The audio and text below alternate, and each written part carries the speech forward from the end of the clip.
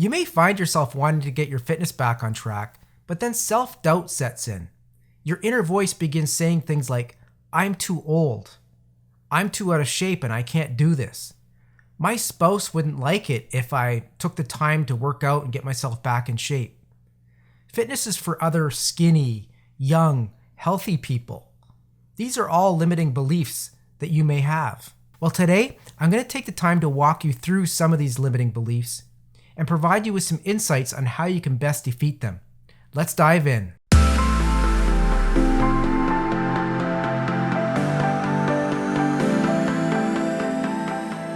Welcome to episode 4 of the LeRock Show, where I'm here to help you get your fitness back on track at any age and regardless of your current fitness level, so you can spend more quality time with your families, have a brighter outlook on life, and finally find the true joy that life has to offer.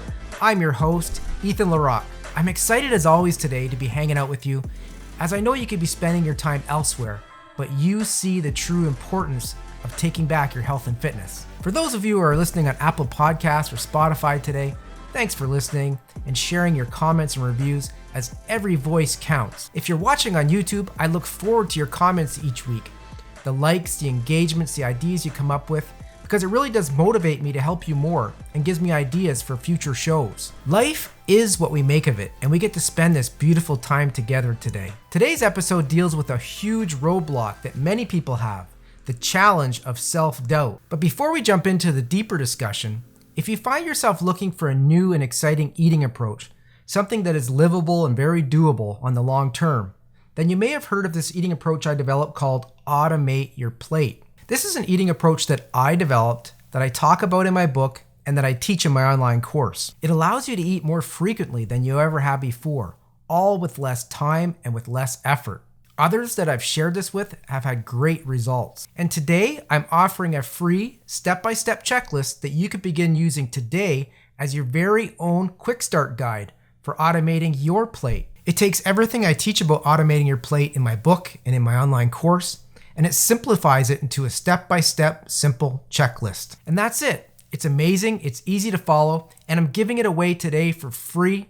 All you have to do is go to ethanlerock.com/automate and download it today. Download it, give it a try, and I look forward to hearing about your progress. And if you're watching on YouTube, I'll leave a link down below so you can just click on that and download it right away. Okay, so now with the big question. How do we defeat self-doubt? Well, the first step, like with any problem, is to recognize if there is a problem in the first place. If you find yourself getting excited about some new change you want to make in your life, but then shortly after it's followed by negative thoughts that only get in your way and stop you from moving forward with what you wanted to do in the first place, then you may have this problem. One could actually write a book on the list of negative thoughts that many people have when it comes to dealing with their health and fitness. We can't cover them all here today, but we can focus in on a few that are quite common and come up with some ideas, some patterns that you can implement into your life so that you can defeat any of these negative thoughts you may be having. So once you recognize that you're having an issue with self-doubt and self-defeating thoughts, you have two choices you can make, really. One is you can do something about it, and two is you can continue to just let them get in your way, let them stop you from moving forward with any progress you want to make in life. Those are truly the two choices you have to make. So now let's look at some examples of self-defeating thoughts and come up with some ideas on how we can defeat them. So one very common example of self-doubt may be, you don't know what you're doing when it comes to exercise. You're going to make a fool of yourself. This is a thought that many people might have. And you're going to see a pattern today. I'm going to bring up 4 examples, and this is one of them. But there is a pattern of how you can deal with each of these. And the first one is to do a reality check. It's a reality check. Is what I'm thinking truly, is it real? Is it true? Or is it something that's just in my head? So for example, you don't know how to work out. You're going to make a fool of yourself, right? That's maybe a self-doubt you might have. The reality check might be, what will happen to me if I decide to give into this notion that I don't know how, therefore I'm going to make a fool of myself, so I do nothing. Like truly, how am I ever going to overcome my current state of health if I just give in to the fact that I don't know how? Okay, that's the reality of it. The key is to start asking yourself these types of questions because they do give you the answers. And then after you've done a little bit of reality check, you need to come up with a way to reverse the thought and to take control of what you want to happen. So if the idea is you don't know how to do something, you don't know how to work out and you might make a fool of yourself, that's what you're saying up here.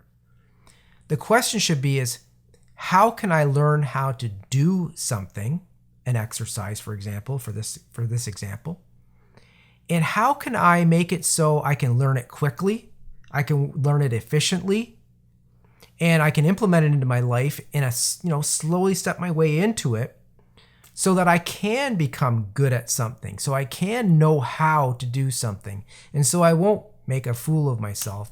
And honestly, this idea of making a fool of yourself by doing something that's supposed to be beneficial to you through doing exercise or some sort of sport or something you want to join that'll help you, and saying you're going to make a fool of yourself, well, that's all in your own mind. People are busy in this world. People, they have lives to live, and the last thing they're worried about is what you're doing. That's the reality of it. And that's something I went through when I went back into getting my fitness back.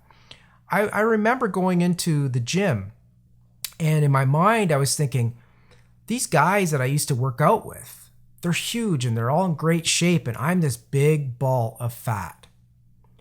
And I can't go up a flight of stairs without breathing hard. I get red and flushed super easy.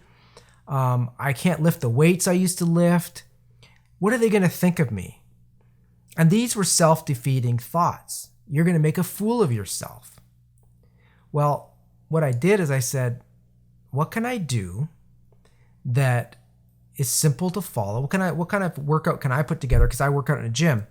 What kind of workout plan can I put together that won't be too crazy and that I can step my way through baby steps and get myself back up to where I need to be? And that's kind of what I'm advising you to do, is really think about what you want to do to take back your health and fitness from an exercise standpoint, and then find out where you can get instruction. How can you find out how to do this? And we're not just talking about the gym. If it's, say you do for your physical activity, you want to do dancing. Where is there a place that I can go to where I can go starting maybe one day a week and take the first steps of learning what to do?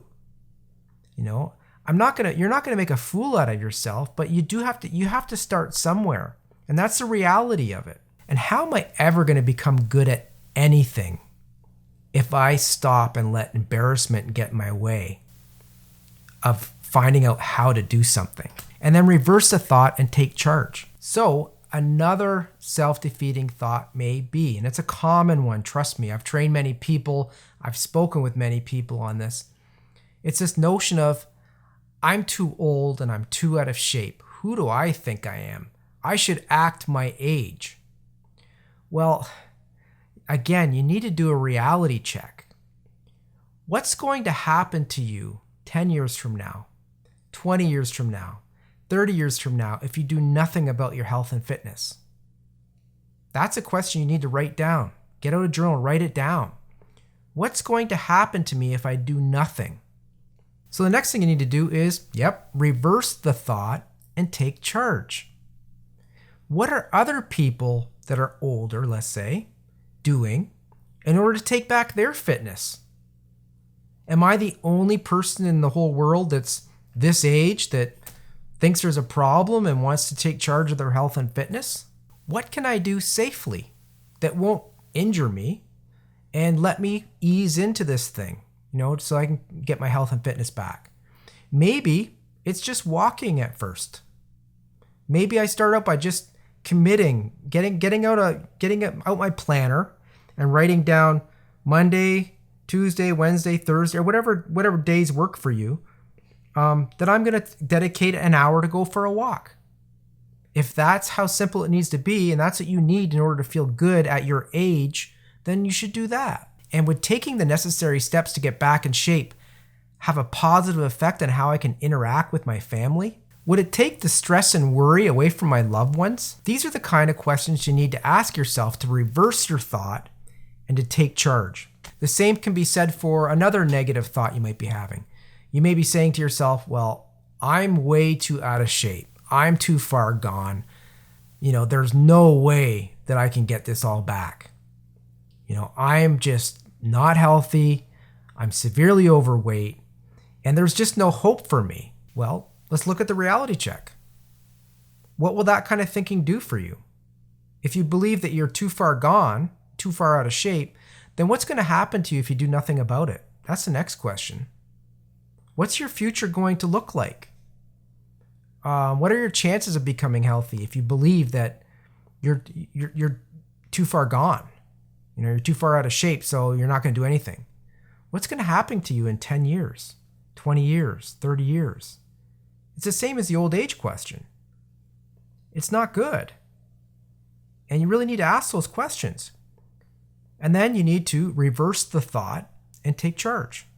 What is there out there that I can do safely, even though I'm severely out of shape, I'm severely obese or whatever it might be? What is there out there that I can do, starting out safely, that I can learn, and then I can implement into my life? Here's another question. Am I the only person that's ever walked the earth that is severely out of shape, severely unhealthy? Or are there other people that have also gone down the same path and managed to find a way to get themselves out? That's why I'm here today sharing with you. I'm one of those people. I'm one of those people who is severely out of shape, obese, and kicking myself because I had knowledge up here of how to train, how to eat properly. I knew about how much rest to get, how much hydration to get, what supplements to take. I knew all these things in my head, and I found myself obese for the second time. And you can sit there and you can wallow in self-pity and say, I'm too far out of shape. I can't, I can barely breathe. But the reality is, if you do that, then you're not going to be able to make a change in your life. You're not going to be able to move forward and get out like I did. So really think about that. Sit down and think about these things. Because everything you do in life starts up here. It is in your psychology. I can make you video after video after video of me doing different exercises on that gym behind me. I can create a beautiful cookbook that shows you all these nice things that you can cook that are nutritious. Okay? But if you don't start with your psychology and dealing with the roadblocks, the mental roadblocks that we create, then your chances of moving forward and defeating these things aren't very good. But once you switch your psychology around, like what I'm teaching you today, dealing with self-doubt, then that's when real change starts to happen. You start feeling different. You start taking action. You start becoming that healthy, fit, joyous, vibrant person that you want to be. And the last example of self-doubt, self-defeating thoughts I want to touch on today, and it's a very common one as well, is this idea that somehow, because you want to take charge of your health and fitness, regardless of what age you are, that your spouse, your husband, your wife, your partner, that somehow you're not being fair to them. That somehow by you spending this time to exercise and take care of your health, that you're not being fair to them because maybe you're leaving them holding the bag.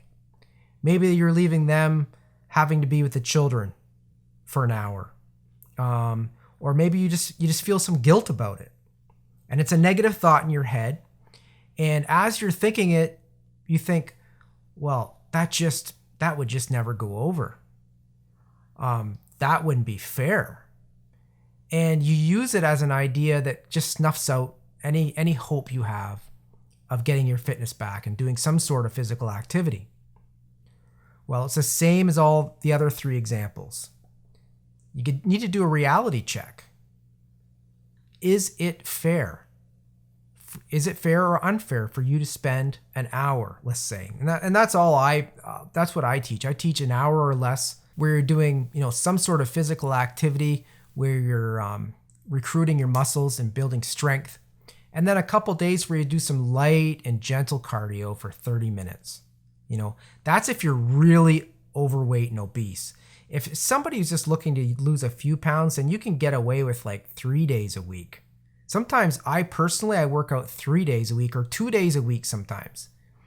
But you need to be able to do something, and you need to be able to not give yourself time to do these things by creating thoughts in your mind that it's unfair to your spouse or your partner.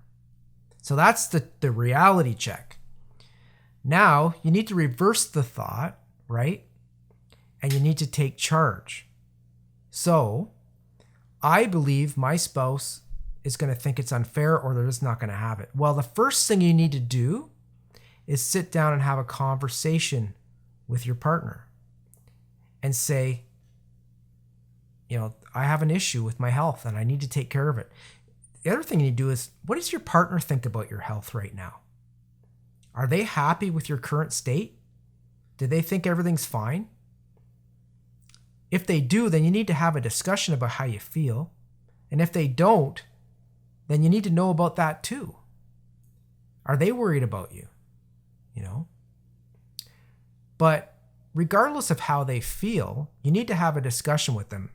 And you need to say, this is the thought that I'm having. I want to take my health and fitness back. I love you, but I need to do something about it. And I'm carrying some sort of a guilt. I'm stopping myself from going because I believe it's not fair to you. Because X, Y, and Z, whatever that idea, the reason might be. And then go forward and keep going forward and have that discussion. And everybody's situation is different. Some people are going to have a partner that is just against them no matter what. And, those are life choices we make. And then there's other people that will have partners that are very understanding and will go, well, you know what? Like I'm so glad we're having this conversation today because I've been worried, and I'm by all means, yes, I'll do whatever I can. And if you have a problematic partner who doesn't agree and thinks it's unfair and crosses their arms and throws a fit and says, you can't leave me with the kids, well, then you have to have the ability to talk through it. You don't walk away in a huff. You don't say, I'm not talking about this because it's painful.